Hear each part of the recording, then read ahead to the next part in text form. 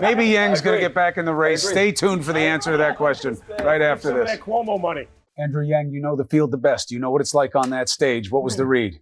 Well, I think three things happened to Mike tonight. Number one, he just found out he'd make the debate yesterday. There were 2 times when I wasn't sure if I was going to make the debate, and my team got me together to prepare. And you're really not sure if you're preparing because you're like, I'm not sure if I'm going to be in this debate. So Mike, even though he was, I'm sure, getting coached and prepared, he was like, I don't know if I'm going to be in this debate. And so I don't think he was coached hard enough. Number 2, he was clearly instructed to keep his cool no matter what, but that ended up presenting as being lethargic and uninterested for a big chunk of the debate. And the third most telling thing is that if I'm his team, you know he's going to get a stop and frisk question, like a gender discrimination or mistreatment question. So you coach him and you have him give you 60, 75-second answers over and over again until he can do it in his sleep. And the fact that he did not have those answers at his fingertips lets me know categorically he was not properly prepared for this debate. Well, they say they coached him on all of those issues. So, and that he had extensive debate prep with real mock debates, with his aides playing all the roles of all the people. There's a difference, and you guys know this very well, between being prepped and accepting the preparation. Do you believe that Bloomberg doesn't know how to answer these questions or doesn't accept what his team wants the answers to be? There's a meaningful distinction. There really is a distinction, Chris, and it's very apt because you can only be coached if you're willing to be coached. I mean, everyone who works for Bloomberg works for Bloomberg. So there's no one that could be like, hey, Mike, like you have to yeah, that was terrible. You have to do it again. We're going to videotape you and show it to you. Did that happen with you? Not let him. Yes, that happened to me. And then you don't let the person leave the room. And the people who are working with me worked for me too, but like they knew that I was coachable. Like if they were like, hey, Yang, like that was not great. Here, we'll show it to you. Like, let's like do it again. Then I'd be like, all right, let's do it again. And there were times I did not want to be there at all. But like in Mike's case, if he didn't want to be there, he's not going to be there. Like you know what I mean? Like there's no one on his team who can be like, that was terrible. This is going to potentially damage your campaign to a very, very high degree. And you need to not, and I know this is the case because I saw him on stage. Like if you get the obvious question and you don't pivot to this memorized script that your team has hammered into you, then you just did not get prepared or you were not willing to prepare yourself. He did, but he wasn't ready for the follow-up. But I have to tell you something. You have to think about it in terms of willingness versus readiness. Warren has been identified as the best political athlete on the stage. Love you, brother. But I'm saying in terms of, you know, what she can do skill for skill, toe to toe, it has not resonated. The quote is, I don't think there's a chance of the senator beating President Trump. If he goes and is the candidate, we'll have Donald Trump for another 4 years, and we can't stand that. Andrew, is that true? Well, that's his argument. And there are a lot of Democrats. You agree with the argument? There are a lot of Democrats who are concerned that if you have Bernie at the top of the ticket, it's going to mean a very, very tough night in a lot of swing states. Do you think it's a fair concern, or do you think it's more about what they're used to versus watching a movement in their midst? I think it's a fair concern based upon the polling data that shows that Bernie will underperform in various swing states the Democrats highly, highly value. I want to tell a Mike Bloomberg story because we were talking about how he hasn't had all these days in the town halls and the living rooms and whatnot. Back when he was considering running, more than 12 months ago, he actually took trial trips to New Hampshire and Iowa to see if he could relate to the people. And he concluded that it was not his thing. And then he said, hey, I'm not running. And it was only, more recently that he changed his mind on that. So he's a very smart, data-driven guy. He went and got the data.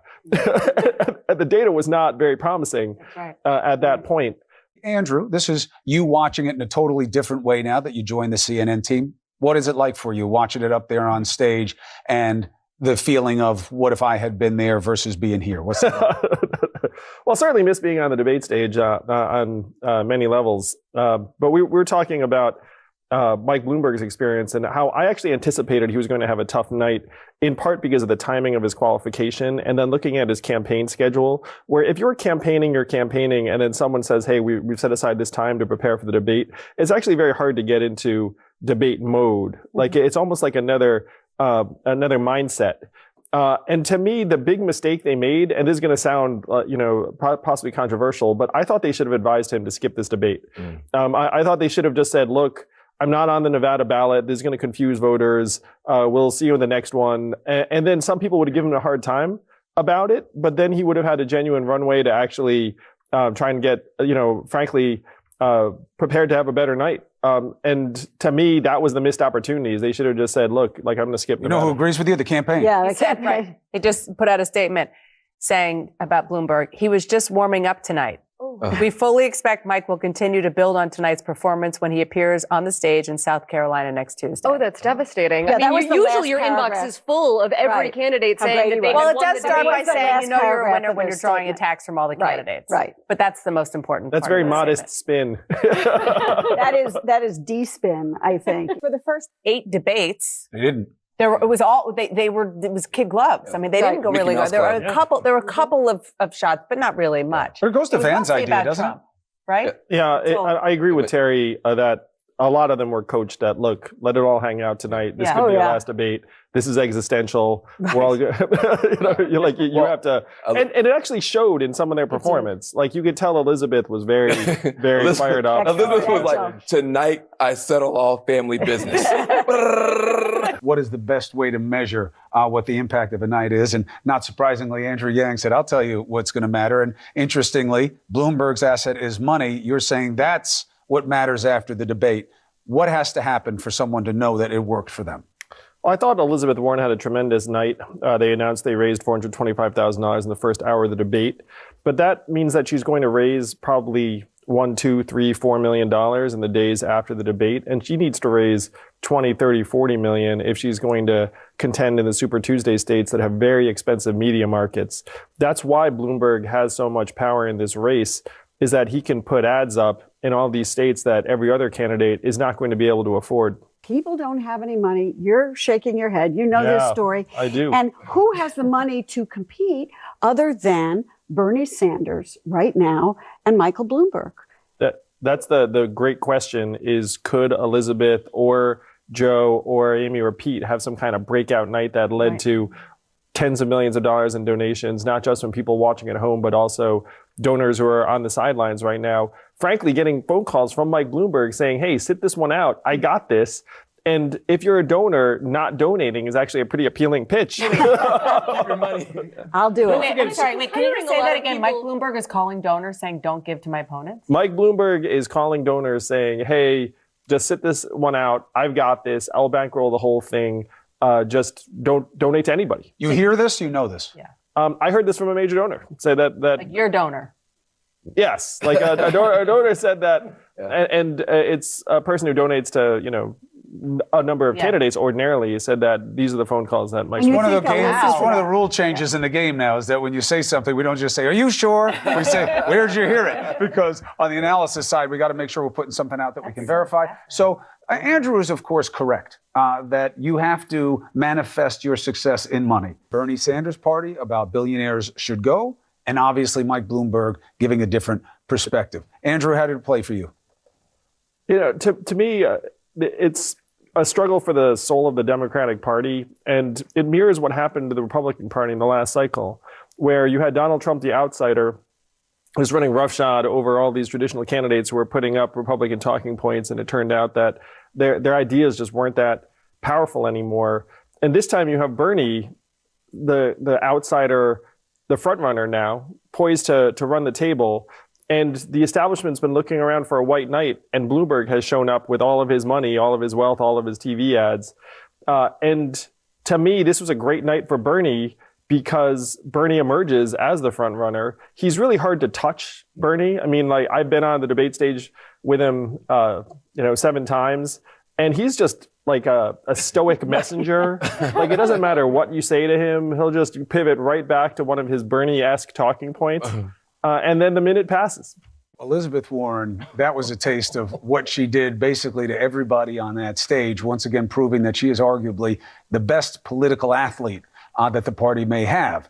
But the question becomes, is what you just saw enough to make her money in a position where she can be competitive. Let's take it to the bigger minds. Now, Andrew, you've been giving us the practicality of this. A little bit of update in what we understand. The Bernie Sanders campaign posted the best fundraising night of any debate yet, $2.7 million, they say, from 150,000 donations. It's according to spokesperson Casca. The Elizabeth Warren campaign had its best fundraising day ever, according to a tweet from Caitlin Mitchell, Warren's chief mobilization officer. More than $1 million during the debate. Yeah, those are really impressive sums. The question is whether she's going to get another $1 million in the hours after the debate, and then another $1 million, and then another $1 million, and then another $1 million. Because the advertising buys she would need to make in some of the big markets on Super Tuesday are really expensive, like California, Texas. And I was just sharing an anecdote about how the Bloomberg campaign has just been hoovering up staff from every campaign, including mine, paying way above market rate. They're almost like a big company that's doing roll-ups or acquisitions, but the acquisitions are actually political staff. And you know what? I wouldn't be surprised if many of the candidates on the stage tonight were losing staff to Bloomberg because he's offering 150 to 200% of what the market rate is essentially at every level. So it's not just the advertising. I think people think about him. They're talking about, he's buying up all the ads. He's buying up all the talent in the Democratic Party. I've heard that that's actually causing some problems. People trying to run for state senate and stuff like that. It's really hurting down ballot candidates. Can't even. What I've heard. But they have to want to work for him, right? Or is the money enough where they're just going to work for him just so that they get through the cycle? If you're a political operative, I mean, you work for a lot of candidates. Yeah, really. Wow. Bloomberg, I think, got really wrong.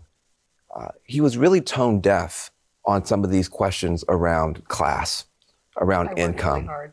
Like he said, when he said, I worked really hard, and that's why I have all this money. You know what, buddy? There's a lot of people who work really who are hard. working really hard, Made less than who $60 billion. who don't have all that money. When he had the little thing around, I can't possibly figure out a way to, count all my money. At this stage, we've only had two contests. Right. They are trying to dig down to their supporters. Where does Bernie It's getting late early, Terry. It's getting late early. It is late early, but hold on. It's late early for us also. So let's get in one more break here. And when we come back, we're going to have... stayed in.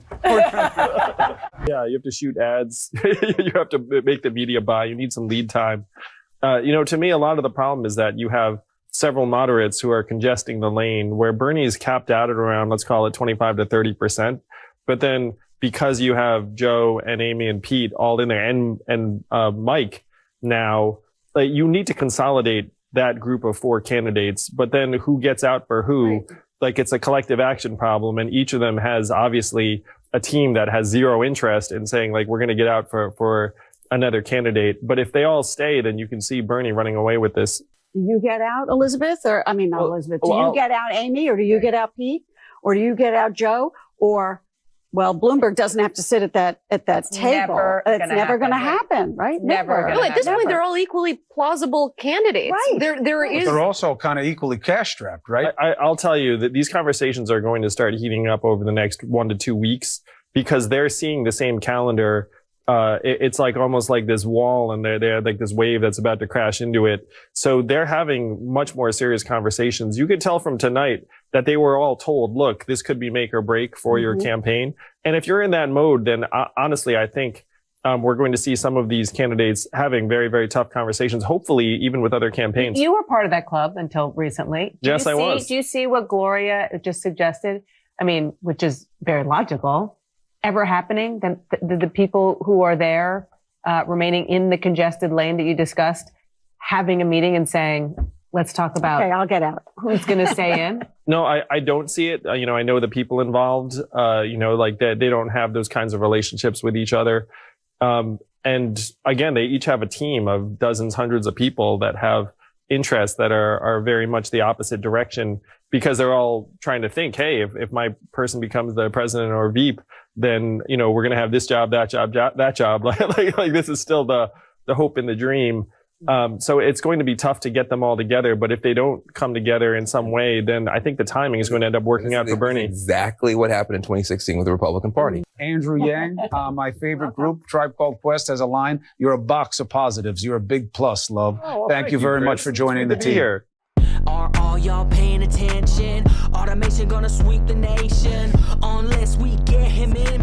Andrew Yang, 2020 freedom dividend. Climate change is real again. Science rules. Teachers bringing home some bread. Medicare for every citizen. That's nice. Andrew Yang, 2020 freedom dividend.